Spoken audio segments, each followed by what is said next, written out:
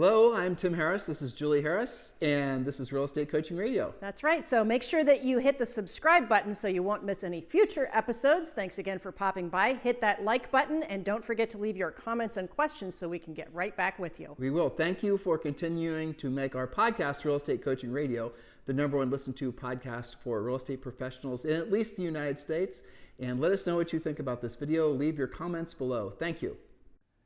3, 2, 1, and we are back. And this is day 5. We've been looking forward to this podcast, as I'm sure many of you have as well. We are rating the least to most effective real estate lead generation systems ideas that exist on the market right now. If we've missed any, please do let us know, and we will offer our 2 cents on as to whether they are something that agents should be putting any effort towards. Now, remember, we did create this list. It's over 30 ideas, 30 things that are being tested and implemented across the country right now as far as real estate lead generation ideas. But when making this list, we put it from the least effective to the most effective. Now, what does that mean, effective? Our rules are really quite simple. Julie referred to them as our filters. Does it cost any money? Mm-hmm. Right? What is the likelihood of it actually turning into a transaction? Well, and exactly. And how long will it take from effort to equal your results? Is the conversation actually about real estate, or are you randomly running on hopium and you're the only one thinking that person's a lead? If I were to interview them, would they even say that they were interested in real estate, or are you just hoping them into existence? And most importantly, is the lead generation idea, to, basically not thinking of a better way of expressing it, but is the lead generation idea focused towards generating a seller lead or a buyer lead? Because hopefully you know by now, and if you don't, well, you will know now, that you want to focus all your best efforts every single day generating seller leads, because from seller leads come everything else. And if you've been in this business for only 15 years or less, which is, by the way, basically all of you, then you don't realize what I'm about to tell you. You are in what is going to be, and you will look back at this stage in your real estate career as being one of the best times in your real estate career, because you can actually learn how to be a powerful listing agent now. No doubt, over the last 3 or 4, maybe even 5 years, there were a lot of opportunities to list homes, but at the end of the day, there weren't a lot of opportunities to generate other leads off those listings. And that's what we've been sharing with you a lot in the different points that we shared with you over the last week. And today, obviously, is the 5th day. But focus on what I'm telling you right now. This is the best opportunity in at least the last 10 years, arguably the last 15 years, to become a listing agent. Everything comes from a listing.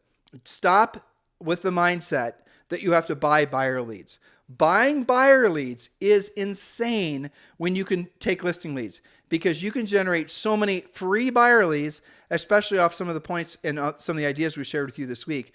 You can generate so many free buyer leads, but you can also generate loads of listing leads once you learn how to be a listing agent. The most important thing, if you want to have a long-term real estate career, it's not your brand. Boo hiss, but it's true. Yeah. It's not you forming a team. It's not your social media. It's not you being famous on YouTube. It's your ability to become a powerful listing agent. There is no viable argument against that point. So embrace that. Realize that becoming a viable long-term listing agent, where all your best energies every single day are focused on taking a listing, you're going to find what you truly want in your real estate career, in your life in general, which is a real sense of freedom. And that only comes from consistent cash flow. And that only comes from consistently being able to generate, frankly, very motivated seller leads. And that's the reason we are so excited to present to you today, point number 3 and number 1. And by the way, we will update this list if the market starts to fluctuate. But we do feel that these are the 3 most important spokes in your lead generation wheel. All of you, thousands of you, will join Premier Coaching this year. And when you do, you're going to ask, what should I be focusing on first? It's going to be these 3 things. So I'm just saving you the effort of having to ask the question. Yeah, cut that out. Okay. So the top 3 most effective ways to generate listing leads. And remember, listings will generate buyers for you. So that's baked in. Number 3, your own past clients and sphere of influence. Most of you lovingly call this your database. Your past clients, your sphere of influence. Now, in order for this to actually work, you have to have regular communication that is systematized. At least 5 contacts per day using the Ford script. We teach all of this in Premier Coaching, and we also have some podcasts dedicated to that. Past client appreciation parties, events, things we teach you in Premier Coaching. We have actually a 12-month system for that.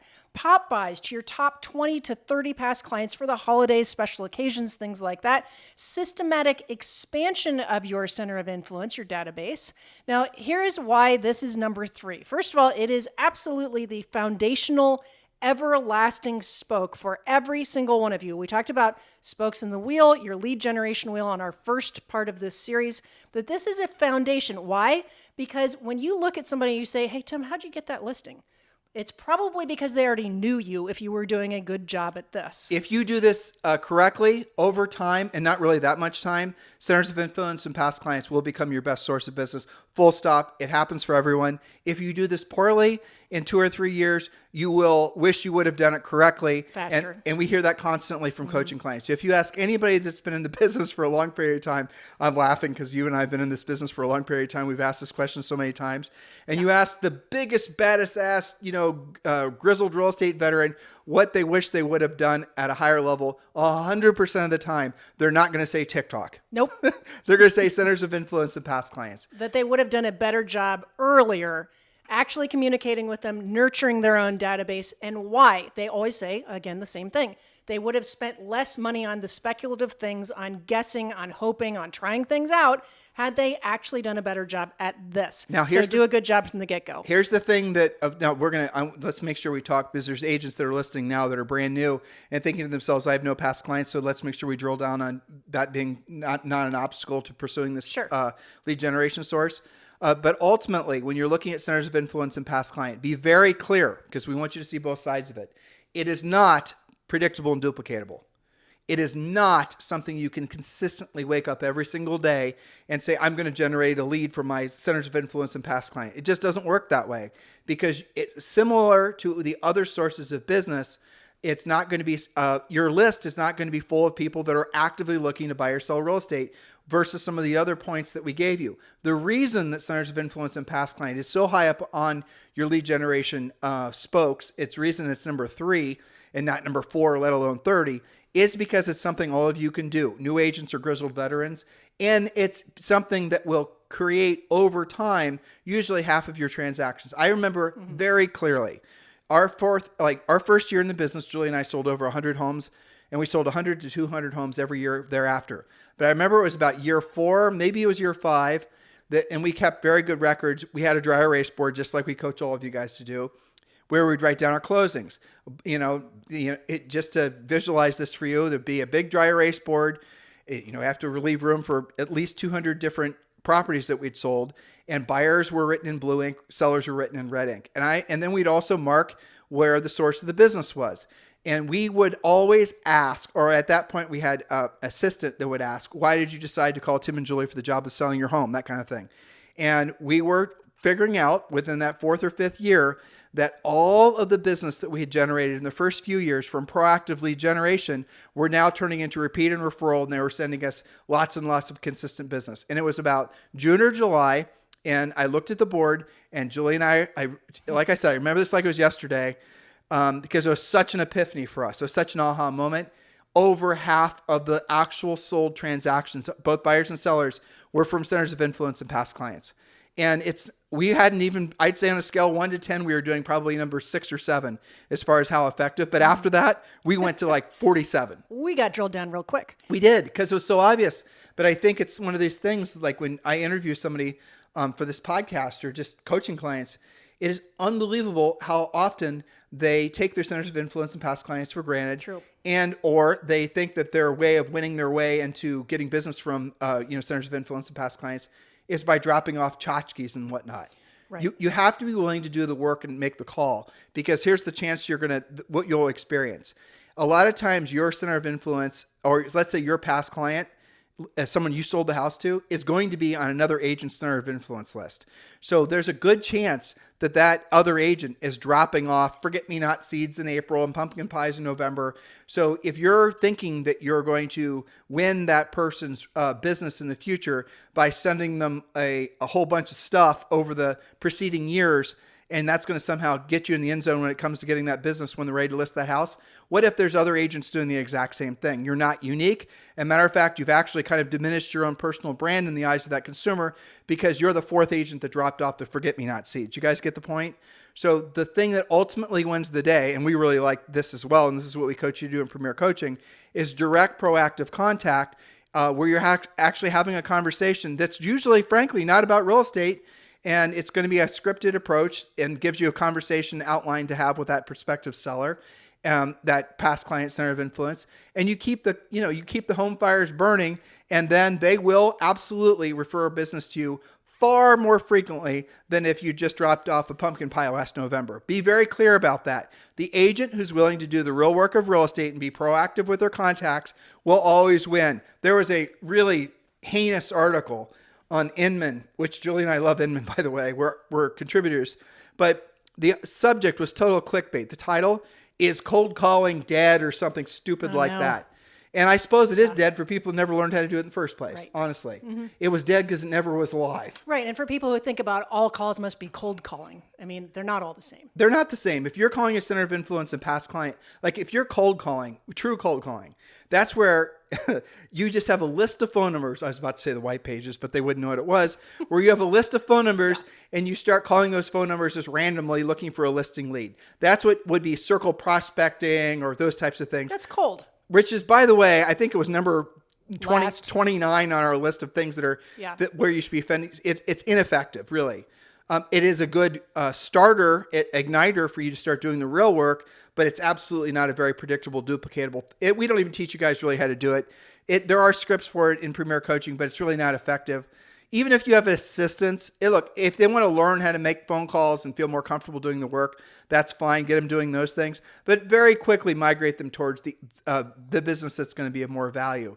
But the moral of the story, when you're calling these guys, your centers of influence and past clients, you're calling them on a regular basis, you will start getting regular referrals from them. Now, if you're a new agent and you do not have past clients, Julie, what do you do?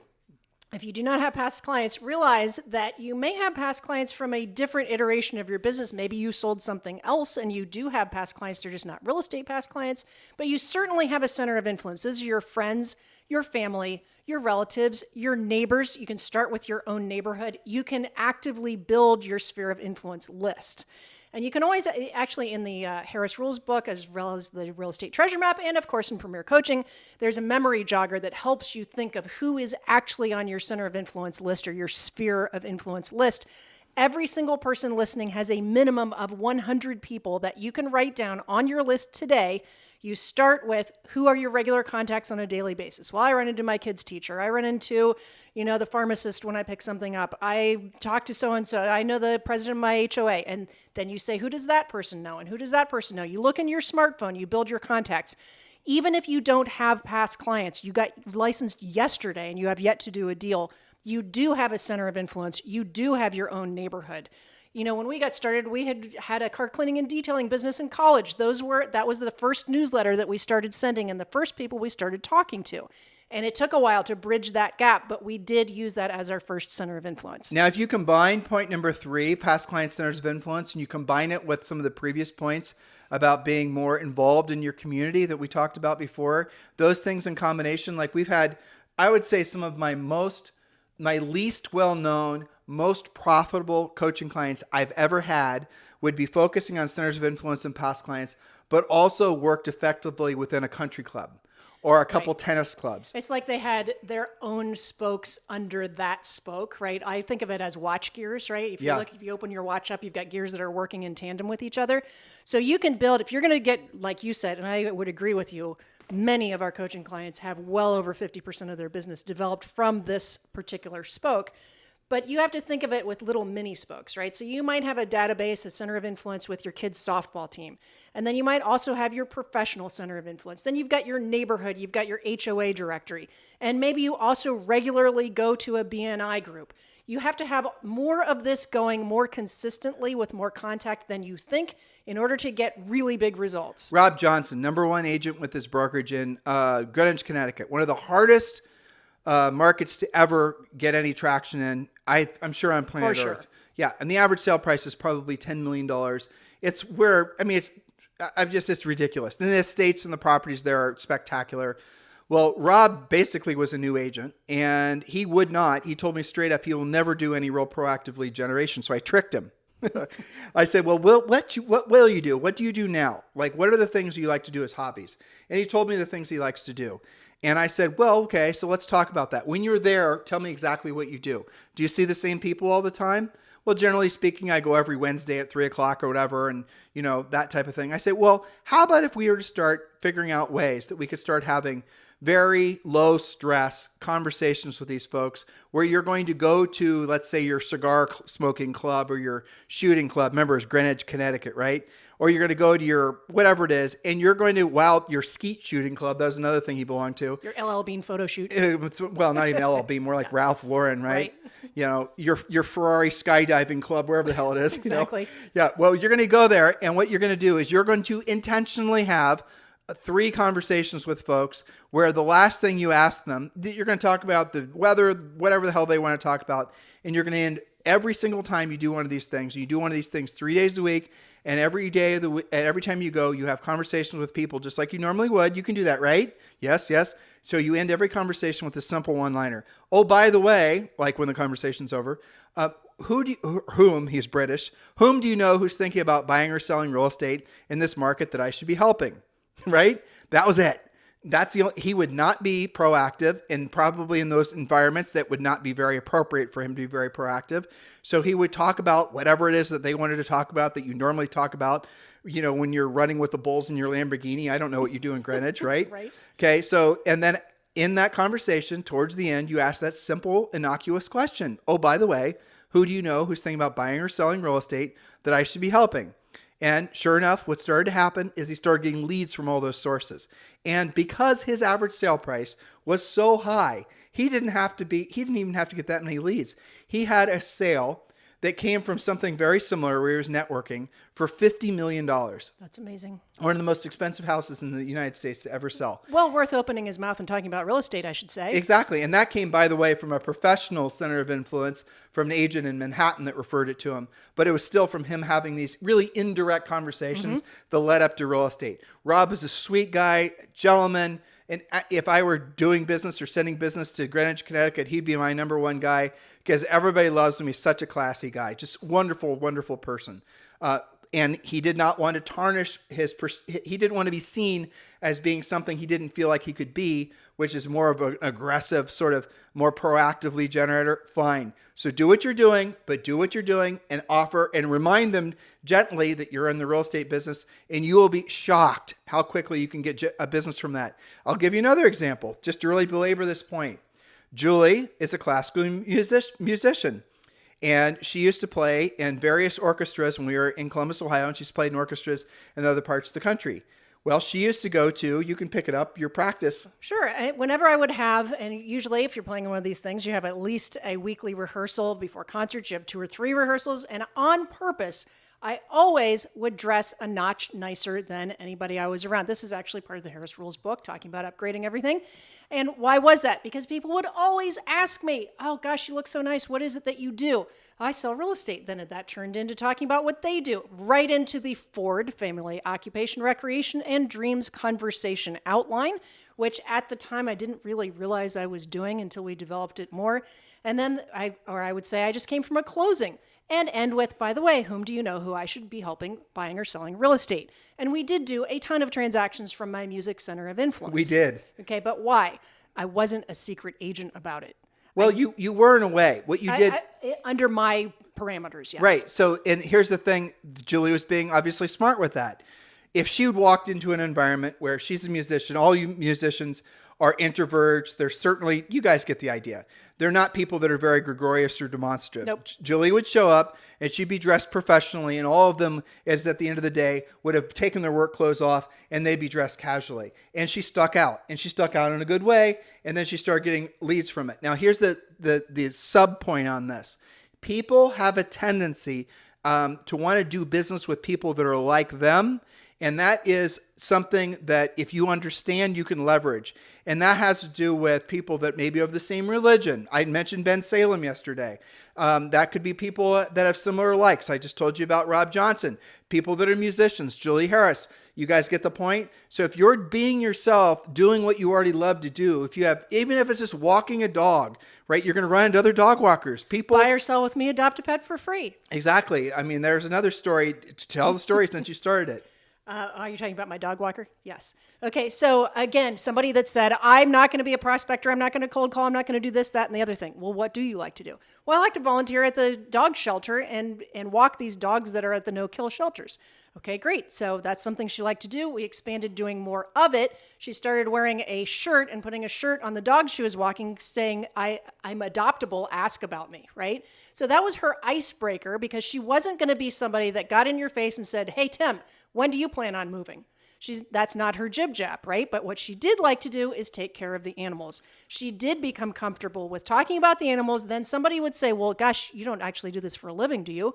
No, I sell real estate. Leading to the question, whom do you know who I should be helping buying or selling real estate? Now, within 90 days or less, she had 8 pendings. The most she had ever had at a single time. From all the dog walking. From the dog walking Right. and simply doing what she liked to do anyway, but adding on some simple real estate scripting. What are the elements of this idea or all the things we've been sharing with you that make it effective? Number one, you're putting yourself in a position to have direct conversations with people about buying or selling real estate. You're not hiding behind a keyboard or trying to figure out a fancy click funnel. You guys get it? You're not trying to figure out some sort of, clever way to, make a YouTube video. You are now, someone would argue, and there's validity to this argument, that's one-to-one, and the way you're going to have, you'll be obviously in front of more people if you're one-to-many. I've heard this argument. It's not a bad argument, but the reality of it is when it comes to real estate transactions, for 99% of you, you're going to get faster results, more effective results, putting yourself in a position to have one-on-one contact with people versus spending all your time trying to become famous on YouTube, where it's going to be you making a video and hopefully thousands of people are going to want to, react to it in such a way that they're going to want to do transactions with you. You guys get the difference? So be very clear in your head. All of the previous, 31 things that we mentioned to you, they have value. They could be useful, but should not be your core spokes in your lead generation wheel because they either are frankly very ineffective, if not totally ineffective. They're going to be too costly, and they're going to take too long to generate leads. Oh, somebody asked me, Julie, and you didn't have it on the list. Agent websites, and it didn't even merit even having on our master list. Here's the bottom line about agent websites. Don't do it. There's been tons of research that's shown that a standalone agent website gets on average 0 leads per year. If you don't believe me, go to Inman because Teak Wiggins did the actual research on this. And I think that's really fascinating. So many agents, no, not so many as they used to be, think when they get into the business, they need to have a standalone website with IDEX feed and all sorts of drip campaigns and all this other stuff. That war is over. And at this point, there's no sense in even starting a website, spending your money, spending your time on doing anything like that. You should have a presence online, but your presence should just be having very effective profiles on, for example, YouTube, on Facebook, on Instagram, so people can find you because those are going to be the results that are going to come up when someone searches your name. Your Instagram profile, your LinkedIn profile, your Twitter profile is going to come up first. So just build profiles on there so people can find you, maybe gather a little intel about you. And that's all they need. Do not waste your time or effort building an agent website. Agent websites have been ineffective for at least 10 years. Julie, point number 2. Point number 2, another favorite, you knew it was coming, for sale by owners, otherwise lovingly known as unrepresented sellers. Now here's some points for you to write down. Why you are going to take this very seriously. For sale by owners, they have a help wanted sign in their yard. They clearly and obviously have a home to sell, unlike previous things that we've mentioned. They are clearly displaying their phone number. What do you guys like to complain about? I can't get accurate phone numbers. They're handing it to you. It's written on the sign. They have market tested the price. Now, sometimes, especially in our current market, you may be able to list it for their price and still get it, but at least you've got a basis of doing your CMA, which makes it a little easier. That's actually a really interesting point. Let's say inflation next year And inflation and appreciation sort of act the same. But let's say you go and you talk to a for sale by owner, and let's say they're listing at 500, it should really be at 475.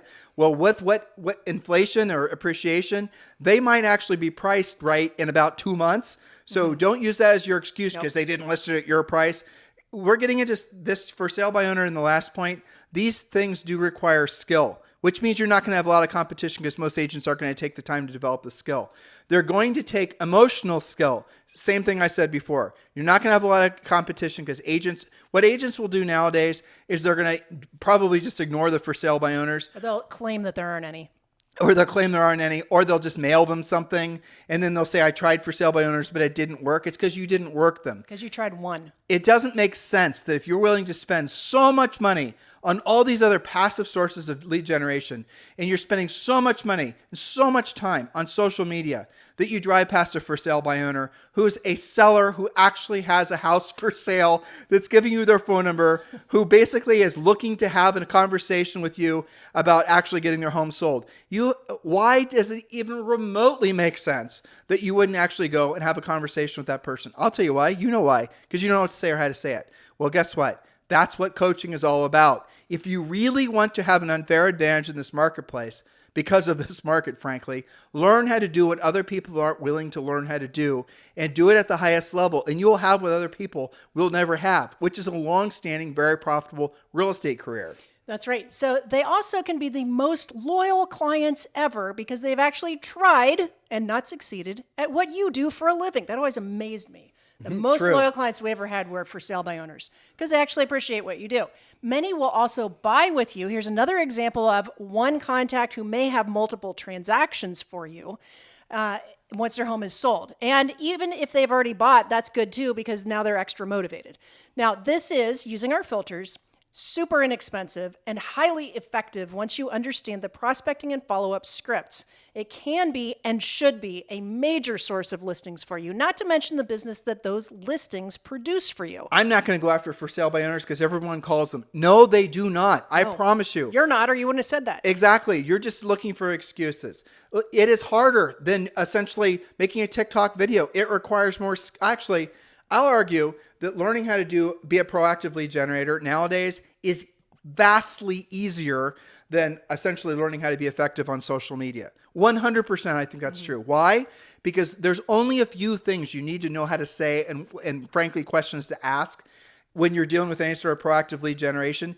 It's a predictable, duplicatable pattern. It's saying the same thing over and over again. You say this, sellers say this. It's the same thing over and over again. Whereas with social media, the social media companies change the rules constantly. And there's more barriers between you and the actual victory at the end, right? Well, to Julie's point, you can actually get better and mark your progress getting better at proactive lead generation. Your effort equals your results, whereas in all other forms of especially passive lead generation that's digital, your effort could equal no results because some little algo change happened and the next thing you know, your videos are not getting seen or your TikToks are not getting seen. Look what happened with Instagram last year. Everyone was thinking Instagram's all about pictures. Well, guess what? Instagram now wants videos. And if you're not putting up videos, your pictures are essentially not getting shown to your people that have followed you. So all your pictures on Instagram now have to be videos, or you're not going to get essentially all the time you've wasted creating this big Instagram picture portfolio is now for naught because somebody just started creating Instagram short videos, and now the people that would have been exposed to your pictures no longer are because Instagram just decided to change the rules. No control for you. Exactly. No control for you. And you built your mansion on land you do not own. You've now basically had the landowner foreclose on the mansion. You lose the land, you lose the mansion. When you learn how to be a proactive lead generator, it does require skill. It does require effort. It does require some dedicated time, but the results are predictable and duplicatable. When you're a proactive lead generator, you can wake up every single day and you can say every single day, I will set a pre-qualified listing appointment today. How do I know it's true? Because we've had tens of thousands of coaching clients who have learned how to do just that. Be very clear. Proactive lead generation is the primary spokes you should have on your wheel, and then enhance it with passive lead generation. And I can tell you, I'm in control when I talk to, say, for sale by owners, because I can tell you without a shadow of a doubt that all 10 conversations I have today are with 10 people who absolutely have demonstrated that they have a home to sell, And I easily got their phone numbers, and I easily found them. I didn't have to double opt-in drip system them to try and hope that they find me. The control is much better. You can create your own predictable, duplicatable outcome. Drill down on what Julie just said, guys, because if you're, for example, saying, well, I'm doing prospecting, I'm cold calling, I'm doing circle prospecting, you're calling and 250 might be interested in doing a real estate transaction where you have a list of 10 for sale by owners and all 10 of them want to do a real estate transaction. I like that ratio better. And so why aren't you doing that? Why not? Oh, guess what? It's a skills thing. You can learn the skills. And once you learn the skills, here's the other thing that's nice. Once you learn the skills, they're transferable. If you decide, as Julie and I did, you no longer want to live in Columbus, Ohio, and you want to live someplace where it's warm all the time, your skill sets transfer. If you spend a lot of time building a geographic farm and doing all this specialized stuff in your home market that was all predicated on passive lead generation, and you decide to leave, you're going to have to recreate all of that. And we've had coaching clients who were overinvested with passive lead generation in one particular geographic area. And for whatever reason, that geographic area, maybe the local employer, went to pot or whatever, all kinds of different things happen. A hot neighborhood in 10 years can become a cold neighborhood, but they were stuck in that neighborhood because they invested so much time, direct mail, postcards, all this other stuff. And they never actually learned how to be proactive lead generators. So the puck moved and they couldn't move where the puck was going to be. Don't let that happen to you. All right. So on the very top of the list, the icing to the cake is number one. You knew I was going to say it. Expired listings. I would say expired, withdrawn temporarily off the market, but especially expireds. Now, the most motivated not only relist right away, but will do what's necessary to get the home sold, price, condition, etc. They will literally tell you, just tell me what to do. No expired ever expects to have their listing expired. In other words, They're coachable. They know what the price isn't. Which is good for you too. Think how much easier your CMA is. Advanced coaching, though, sometimes expireds are actually priced correctly and you don't have to lower the price. Sometimes in a market like what I described before with inflation in brackets, appreciation, an expired might be underpriced. It just was essentially underserved by the previous listing agent. And that's obviously what we drill down in Premier Coaching and teach you. We think right now, and I'd love to have someone argue effectively with me about this. We think expired listings are the single greatest opportunity that the real estate industry has offered to agents in at least the last 15 years, more than social media. But and why? Because they require skill and because there is going to be an extraordinary number of expired listings, especially over the next 2 or 3 years, because so few agents know how to get homes, essentially sold in this market. And that is going to be an unbelievable sea change to who are the most dominant agents in the industry. Agents who've only had real estate businesses in the last 15 years, who've been doing the branding and the marketing and the buying of the buyer leads and the building of the teams and all the rest of it. You've done the right thing in the right market, but now the market's changed. Are you going to change with the market? This is your opportunity to become basically your own powerhouse, your own listing leads generator for buyer leads. You don't have to buy leads anymore as long as you know how to be a very effective listing agent. Expired listings, knowing how to actually get those listings, is a skill set that few agents have learned to develop over the last 15 years for a whole variety of reasons. We're here to tell you expired listings are the single best opportunity in real estate right now. And if you were to ask Julie and I what we would do if we were to get back in the business, 100% expired listings. And the second thing is centers of influence and past clients. Yeah, and with some for sale by owners as well. Yeah. Yes. Okay, so back to expired listings, everything that you just said, and especially, you're talking about sometimes you can get it back on the market at their previous price or even higher, especially the older ones, even a year old, 18 months old, you're probably going to hit them out of the park this time. Now, in addition to the obvious fact that they clearly have a home to sell and are not random cold leads like other sources, many of them, just like for sale by owners, will also buy with you once their home is sold. Some of them are investors with multiple homes to sell. This is an inexpensive and extremely effective source of business. And we're even going to help you out with that. You can text the word RED to 47372 for your discount at RedX. RedX is a company that supplies you with phone numbers for sale by owners and expireds. So text the word RED to 47372 and they'll text you back a discount. I think it's $150 I think that's right. off your first month. And they actually will go into your MLS, pull up the phone numbers, all the listing data. So you wake up in the morning. Remember I said you can wake up in the morning and you can set a pre-qualified listing appointment every day. That's your shortcut to getting that done, so you actually don't have to do the work yourself. Some of you say, well, I'm going to do expireds. And then you go to the MLS and you try to search, well, here's one that just expired. Then you waste 2 hours trying to find phone numbers. Stop playing games. You know exactly what you're doing. You're trying to procrastinate picking up the phone because you spent so much time trying to generate the lead. Don't waste time doing the busy work. Do the real work. Get a subscription to RedX. Just text the word RED to 47372, and they will do all the research for you.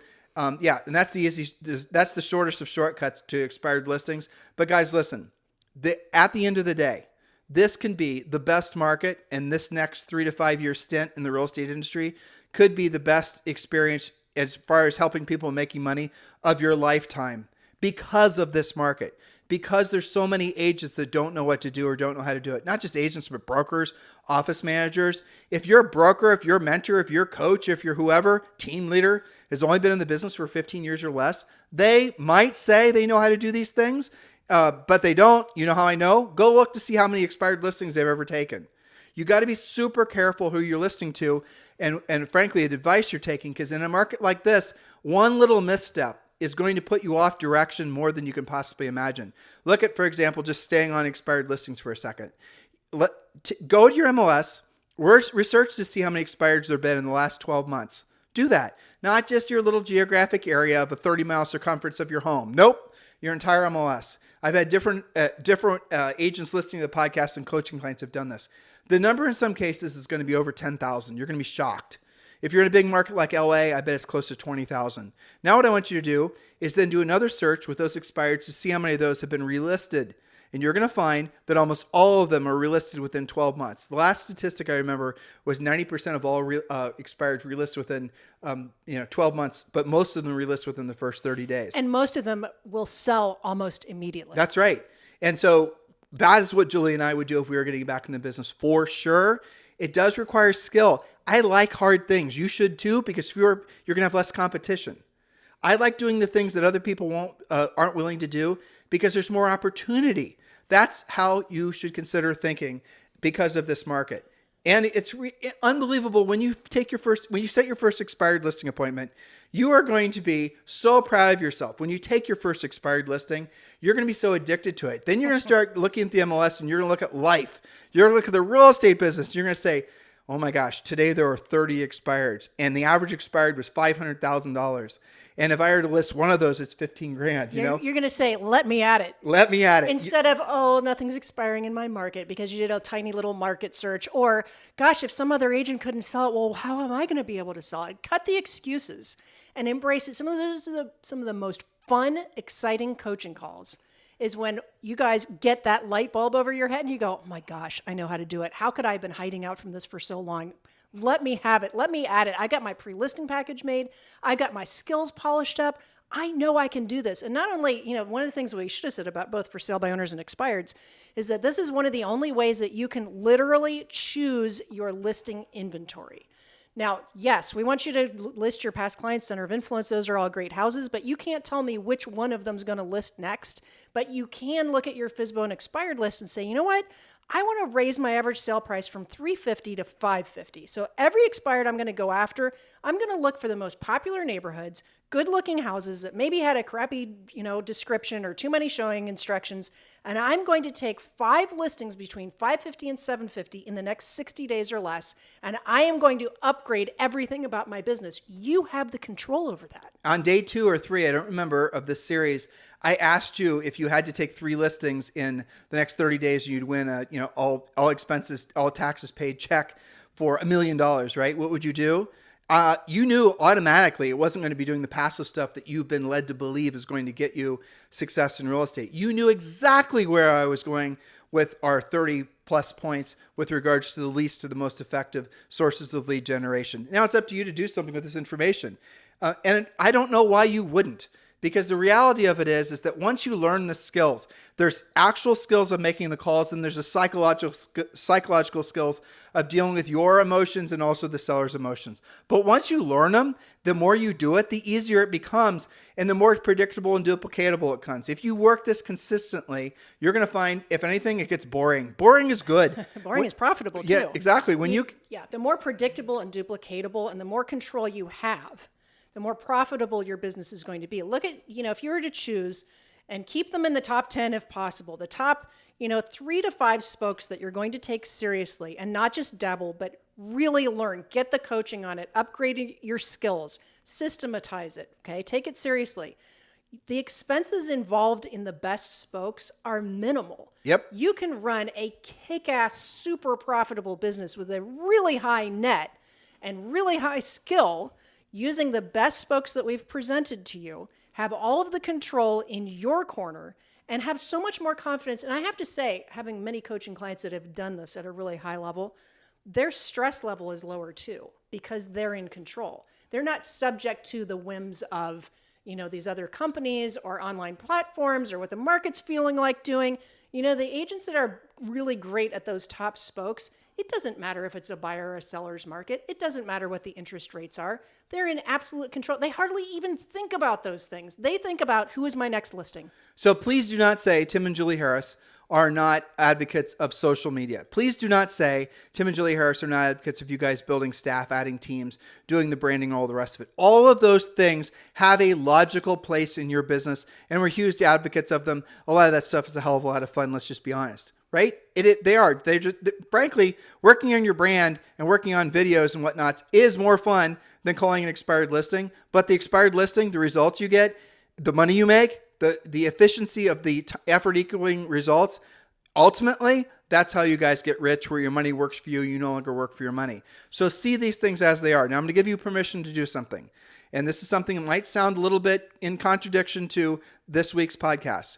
If you were to choose, Julie just said it, but if you were to choose only a few things to really get good at, don't just pop from one to the other. Do them methodically. Start with the most effective, get like 90% efficient at it, and then add another spoke. Don't try to do multiple spokes at the same time. Otherwise, you're never going to get good at any one thing. But what happens is if you get good, when you get good at the proactive lead generation, you might choose to never do the passive lead generation. And guess what? You won't have to. You won't ever have to consider doing any sort of direct mail or any of these other types of things if you choose not to, because you won't have to, because you're getting consistent business and making lots and lots of money, because you're seeing effort equaling results, and you're saying to yourself, when some prospector calls you trying to sell you some geo farming whiz bang idea that's a complicated CRM with some direct mail postcard widget, he's going to somehow predictably use satellites and artificial intelligence and alien secrets to know what sellers are going to potentially list their house next. But it'll only cost you $15,000 a year with a minimum commitment of at least 1 year, and that's how long it should take. What do you mean you want results? What do you mean you're asking for some sort of like validation that this idea works? These are the things you guys fall prey to, and you're going to say hell to the no, because you're going to know with confidence. You won't even take the call, frankly. You're not even going to read the email. You're going to know confidently. Or how about all these people that are calling you? Hey, Julie, are you interested in taking on any buyer or seller leads? Right? You're going to say, nope, I have all the business I can handle. And if I want more, I know how to take it because I'm a proactive lead generator. How about I sell you some leads? Exactly. So ultimately, guys, you can be a very effective proactive lead generator and choose never to do the passive stuff. And the other advantage of doing it that way is you have massive margins. Some of the biggest, like Jade Mills out in LA. I had her on the podcast a while ago. And she, if you guys know who she is, she's really a true icon in the real estate industry. Well, guess what? She has virtually no team, and most of her lead generation is done proactively, voice to voice. Now, she doesn't talk about that. When I asked her the questions about that on the podcast, if you want to go back and re-listen to it, you'll hear she's kind of hesitant to answer the question because it's not trendy for you to say, I work directly with my sellers. I don't delegate sellers. I work directly when doing all my pre-qualifying. I don't delegate that. A lot of you think there's some sort of, romance or some sort of honor in never having to learn how to do the real work of real estate. Well, you can delegate everything, but you will have no profit margin. So, guys, this market is going to create more real estate millionaires than anything we've seen in the last at least 15 years. you have to learn how to do the real work of real estate. Please consider becoming a Premier Coaching client. Text the word Premier to 47372. Text the word Premier to 47372, or just go to premiercoaching.com. Thank you for continuing to make this the #1 listened to daily podcast for real estate professionals in at least the United States. Thank you to all of you, especially Agent Magazine, who have voted Julie and I the #1 coaches for 2022. Thank you for keeping Harris Rules the #1, one of the top books of available at Amazon, Barnes & Noble, every major bookseller, one of the best-selling real estate books of all time. It is truly our pleasure and our honor to be your real estate coaches. Please do something with this information. Please don't just listen to it and say, well, that was a good use of my half hour or whatever. Please actually apply it. Make this market your market. Remember, your highest and truest purpose on this planet is to be of service to other people. You have to earn the right to be of service to other people. And when you do, through your skills and your approach, you will be absolutely, completely blown away by the success in all measurable ways. Hello, thank you that you for could possibly, having watched this that you video. frankly Please possibly remember couldn't to even subscribe dream of. to Financial, our personal, YouTube channel. emotional, all That's right, those and things don't will forget come to your hit way that like when button, you are leave of your service to other comments and people. questions Start with the below, and we mindset will get and then right follow back it with up with you. a skill Thank you set. for Have a watching this video. fantastic Remember day. to We'll watch talk the to you on the next one. show You're on gonna Monday. love that one.